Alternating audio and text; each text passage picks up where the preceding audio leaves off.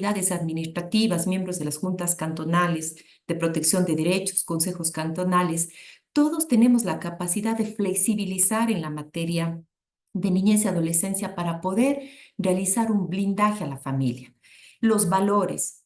¿Por qué son tan importantes los valores? Porque en ellos está el respeto, el amor, el esfuerzo que hace la familia, la responsabilidad que existe en la coparentalidad, más aún cuando existe divorcio de por medio y rupturas, que son de aquellos aspectos más difíciles de abordar en el sistema familiar, fuera también de los casos de violencia.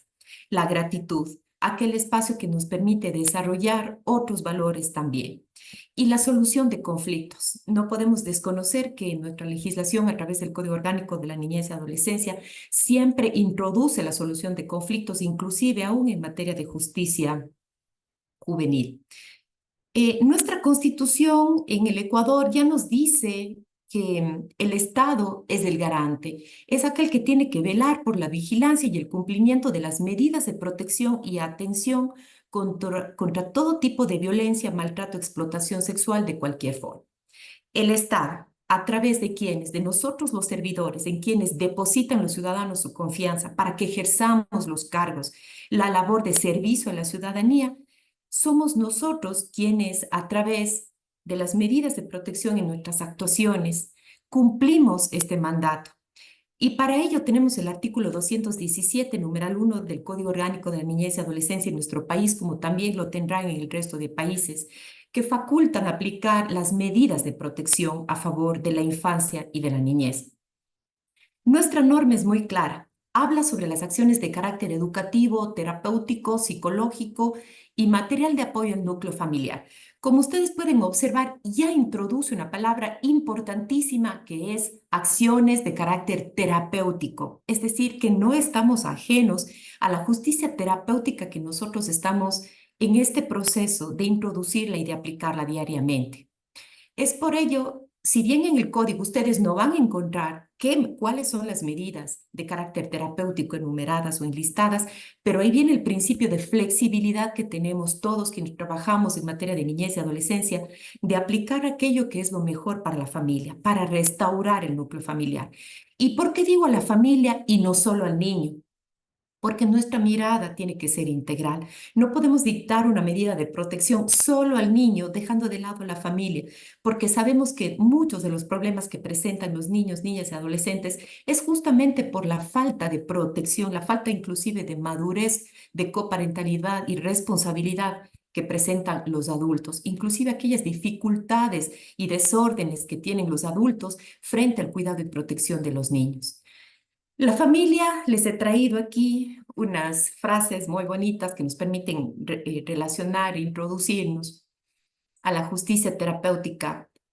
La familia es la escuela de valores, más antigua que el propio Estado.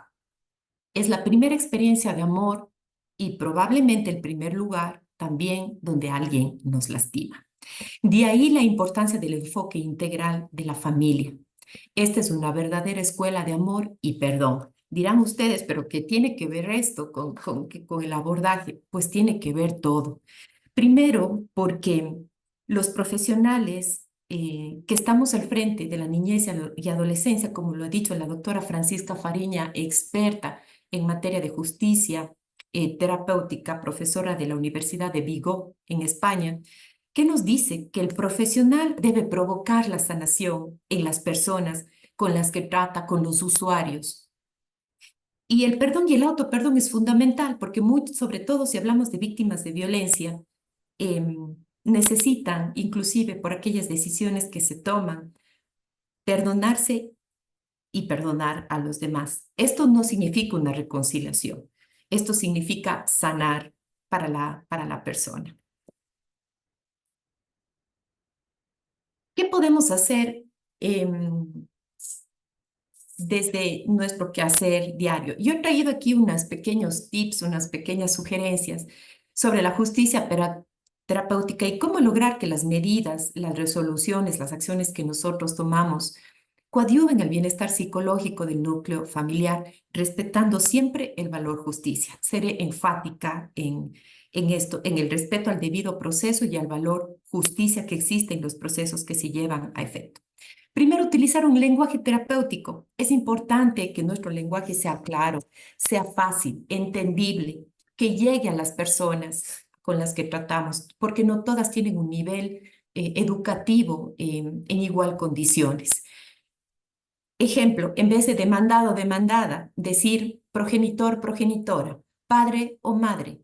Eso es importante. Estos pequeños cambios, en vez de hablar de demandas, hablar de conflictos, situaciones de orden familiar.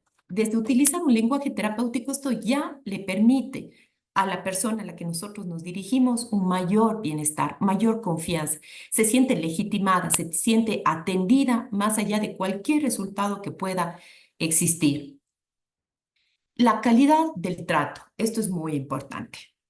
Cuando, por ejemplo, cuando tenemos demoras en nuestras audiencias, en nuestras diligencias con nuestros clientes, pues el juez sí puede, desde su formalidad y desde el ejercicio de la justicia, pedir a las personas que le esperen un momento, que hay una demora, que ya van a ser atendidas, que se está tomando un poco más de tiempo porque hay casos más difíciles y otros menos difíciles. Hay casos donde nos toma mucho tiempo y otros de menos tiempo. Entonces, ahí es donde podemos tener esa sensibilidad para con los usuarios que permita generar esta empatía. Empatía sin perder la imparcialidad. Esto es fundamental dentro de nuestra labor. El respeto y la privacidad de casos. Hay muchos casos que nosotros observamos donde nuestros clientes, usuarios o administrados en audiencias pues simplemente se sueltan en llanto, empiezan inclusive a recordar, a rememorar situaciones muy difíciles, muy crudas vividas durante la familia. Y el operador de justicia, en este caso, cualquier autoridad que esté al frente, pues no les puede decir, no más, no llore, sea fuerte, no, todo lo contrario.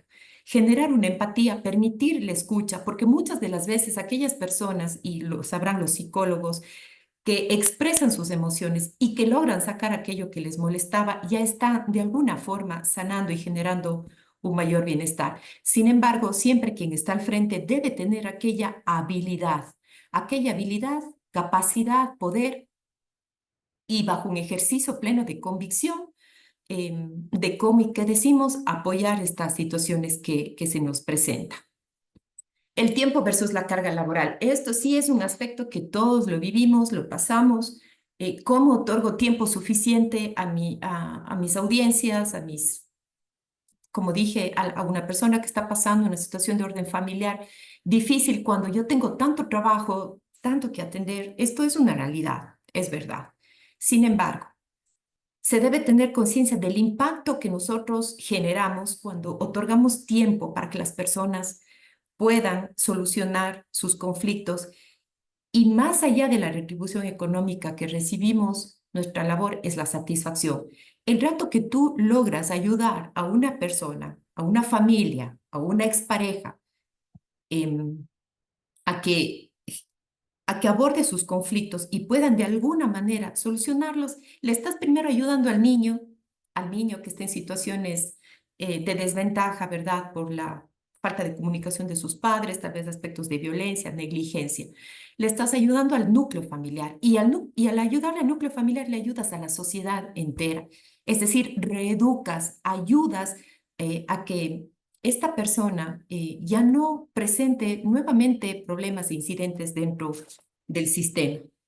Todos los jueces lo podemos hacer, administrados, servidores públicos, abogados, docentes, desde el sistema educativo. La solución de conflictos y la mediación es algo sumamente importante. Va de la mano con la justicia terapéutica. Las técnicas de abordaje en procesos de mediación familiar son fundamentales. Hoy por hoy hay muchos cursos, mucha capacitación en familia, conflictos y mediación. Es importantísimo quienes estamos en esta materia que podamos tomar un curso que nos permita tener mayores herramientas para poder ir al usuario.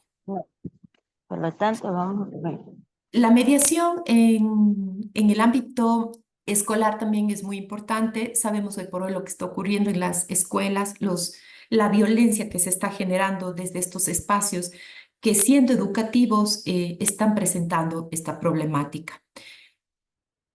Encauzar a las familias que se rompen también es fundamental y a través de la justicia terapéutica y de las herramientas de mediación sí se puede lograr. Una coparentalidad positiva y una relación de parentalidad sana es muy importante también y a través de la solución de conflictos lo podemos lograr. Como dije, empatía, pero sin perder la imparcialidad al momento de la aplicación. El sistema educativo es fundamental. Necesitamos que las autoridades, que todas las personas inmiscuidas en el Estado, en el gobierno, comprendan que es absolutamente necesario la introducción en el pensum educativo de materias formativas en control y gestión de emociones, en salud mental, en solución de conflictos, en herramientas terapéuticas, es decir, programas de apoyo con alto impacto terapéutico a través de los DESES, de los psicólogos, del equipo técnico, realmente una sensibilización porque es así, la salud mental se ha visto afectada, hemos visto todo lo que está ocurriendo, no podemos ponernos una venda en los ojos y decir no pasa nada, todo está bien, todo lo contrario. La realidad es lo que, desde la realidad es lo que nos permite reconstruir, reeducar. Finalmente, quiero compartirles que desde la justicia terapéutica JT, así como le llaman, tiene una orientación transdisciplinar. En la siguiente diapositiva les he traído, una de ellas es la psicología. Claro, no podemos desligar porque la psicología lo que viene a hacer es enriquecer al derecho.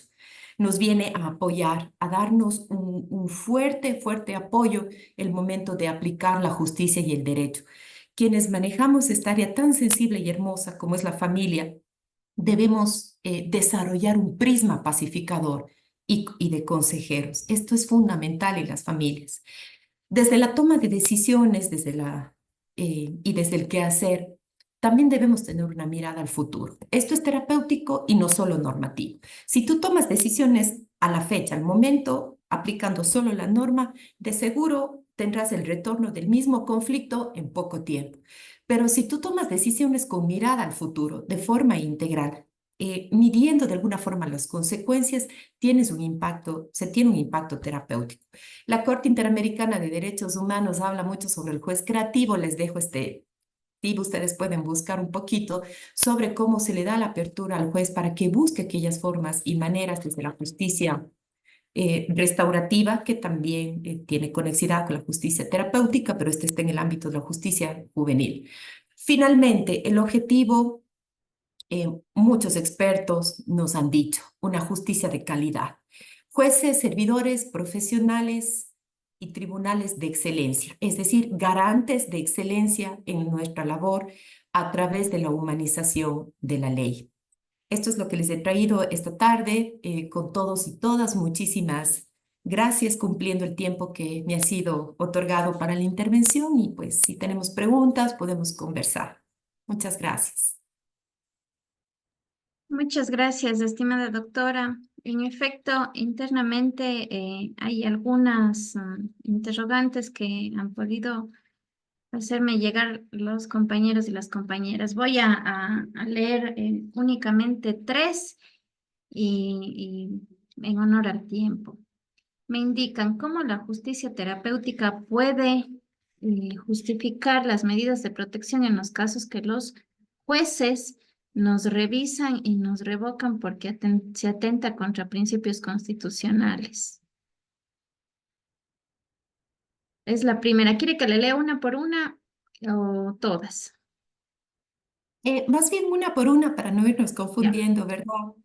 Sí.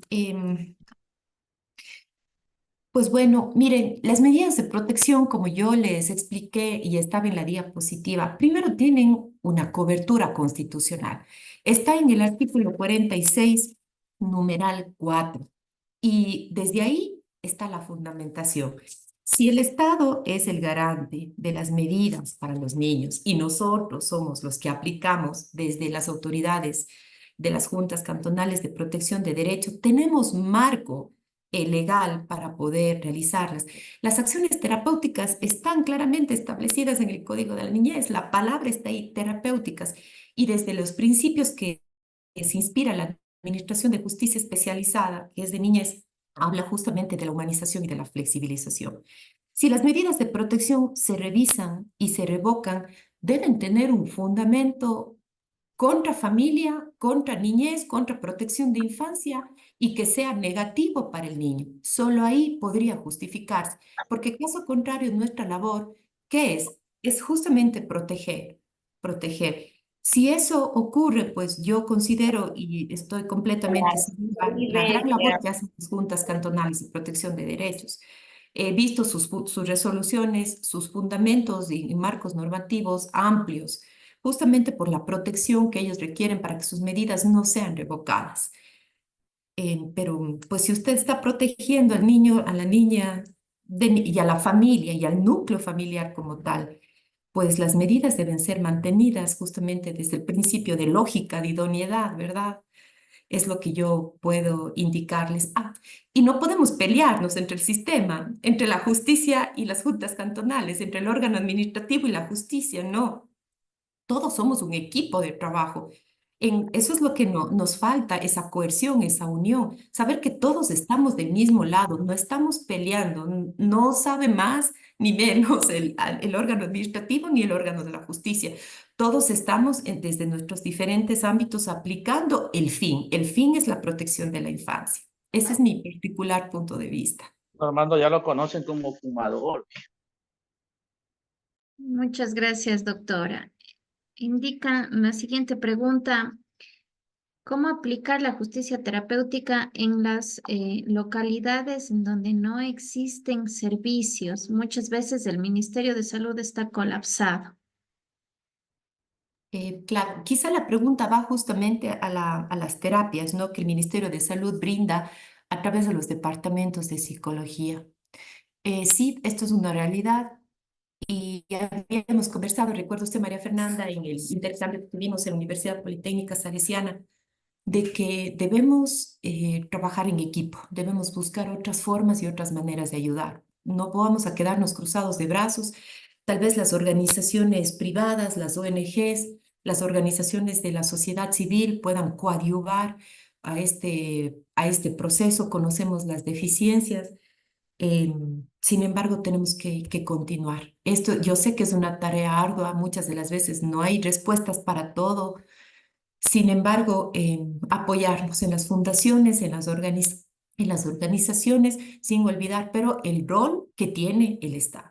Ese es el asunto, que este momento el rol del Estado es sumamente débil, es sumamente frágil y conlleva a estas situaciones. Si tuviéramos un Estado comprometido en el aspecto de salud, educación, solo en estos aspectos, salud, educación y uno más que se me va por ahí, que yo diría que son fundamentales. Si solo pudieran garantizar esto, estaríamos al otro lado en la protección de la niñez. Pero busquemos opciones en el territorio. Ujú. Ya, la siguiente pregunta me indica, ¿la mediación familiar se podría también realizar con la intervención de los psicólogos o de las unidades educativas para poder tener mejores resultados de la familia? Pues claro, yo considero que sí, siempre y cuando no conozco mucho la normativa del sistema educativo, pero si los DESES pueden, por supuesto, muchas de las veces son psicólogos quienes lo dirigen en el DESE, por supuesto, la mediación familiar con un psicólogo es fundamental, porque ahí ustedes van a tener la mirada terapéutica hasta que nosotros vayamos desarrollando las herramientas. Si hay cursos de mediación de conflictos familiares, como dije, no es lo mismo manejar un conflicto contractual de dinero, de pagos, de hipotecas, sucesiones, que tratar aspectos de familia. Por eso sí es importante la especialización. Ujú. Sí, puede hacerse con un psicólogo. Muchas gracias, doctora. La abogada María Barreto indica las alcaldías por medio de desarrollo social, contratar psicólogos, entiendo, es un comentario. Y voy a aprovechar una última pregunta también que me hicieron llegar en este momento. ¿Cómo la justicia terapéutica permite reparar los derechos cuando existe violencia intrafamiliar y sabemos que el progenitor es el agresor?